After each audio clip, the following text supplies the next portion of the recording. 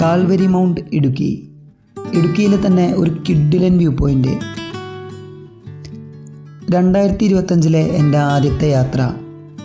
കഴിഞ്ഞ ദിവസം മൂന്നാറും മാട്ടുപ്പെട്ടി ഡാമെല്ലാം പോയി അടിമാലിക്കടുത്തുള്ള ഈ റിസോർട്ടിൽ താമസിച്ച് രാവിലെ നേരത്തെ എഴുന്നേറ്റ് റിസോർട്ടിലെ കാഴ്ചകളൊക്കെ കണ്ട് പ്രഭാത ഭക്ഷണമൊക്കെ കഴിച്ച് ഇവിടുന്ന് നേരെ കാൽവരി മൗണ്ടിലേക്കാണ് ഇന്നത്തെ യാത്ര.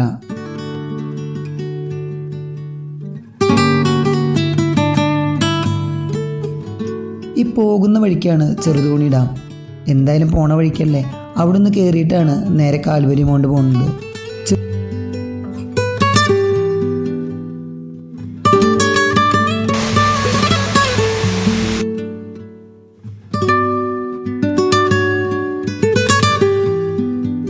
ചെറുതോണി ഡാമിൽ പോയപ്പോഴാണ് അവിടെ ക്യാമറ, മൊബൈൽ ഒന്നും ഉപയോഗിക്കാൻ പറ്റില്ല.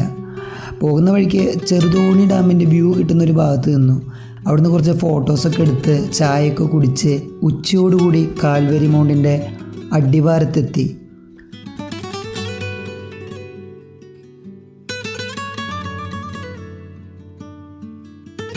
കഷ്ടിച്ചൊരു കിലോമീറ്റർ മുകളിലേക്ക് നടക്കണം.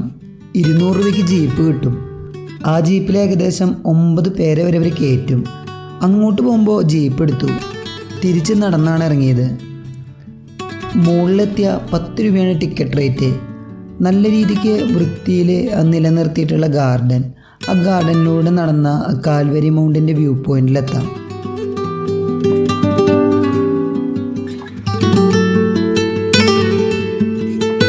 ഏകദേശം 200 മീറ്റർ ഉയരത്തിൽ സ്ഥിതി ചെയ്യുന്ന ഈ കാൽവരി മൗണ്ട് വ്യൂ പോയിന്റിൽ നിന്ന ഇടുക്കി റിസർവോയറിൻ്റെയും അതിൻ്റെ ചുറ്റുമുള്ള കൊടുമുടികളുടെയും വനങ്ങളുടെയൊക്കെ നല്ല കിഡിലൻ ആകാശകാഴ്ച നമുക്ക് കാണാൻ സാധിക്കും.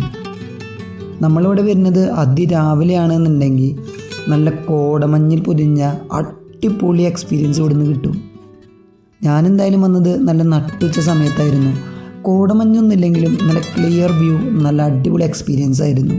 ഇനി ഇവിടെ വരുമ്പോൾ ഇവിടെ തന്നെ താമസിക്കാനാണെങ്കിൽ അതിനോട് റിസോർട്ടും കാര്യങ്ങളൊക്കെ ഉണ്ട്. അങ്ങനെയാണെന്നുണ്ടെങ്കിൽ രാവിലെ നേരത്തെ എഴുന്നേറ്റ് നല്ല കോടമഞ്ഞിൽ പൊതിഞ്ഞ് നിൽക്കുന്ന കാൽവരി മൗണ്ടൊക്കെ കണ്ട് ഇടുക്കിയിലെ ബാക്കി കാഴ്ചകളിലേക്ക് പോകാൻ പറ്റും.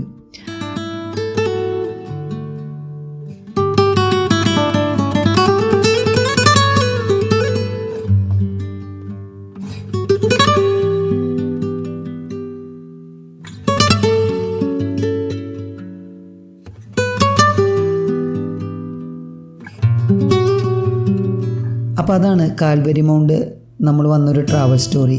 അടുത്തൊരു വീഡിയോ ആയിട്ട് നമുക്ക് വീണ്ടും കാണാം. ബൈ.